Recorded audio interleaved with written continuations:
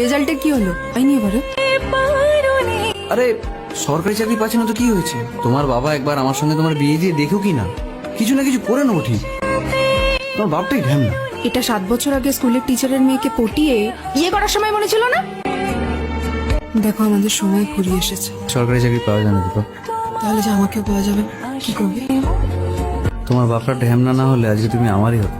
একটা সংসার ঠিক করে চালাতে জ্বর হলে সেটার চিকিৎসার জন্য কত টাকা লাগে কোনো আইডিয়া আছে তোমার? দায়িত্ব মানে বোঝো। একটা সংসার 3,000 টাকাতেও চলে যায়, আবার 30,000 কম পড়ে। সেমন জ্বর হলে পাড়া ওষুধের দোকান থেকে 20 টাকার ওষুধ খেয়ে সেরে যায়।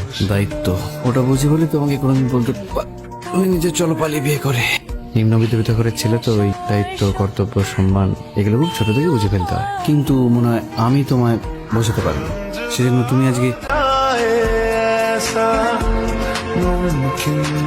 তুম করে কেউ এসে সেটিতে সিঁদুর পরিয়ে দিলেই ভালোবাসা যায়। কষ্ট হবে জানো, এক সময় তোমাকে সাথে থাকবার কথা ভাবলেই কান্না পেতো, আর আজকে আমাদের শেষ দেখা হচ্ছে, কি অদ্ভুত না? বাজে কথা বলো না। पास हो तो दूर है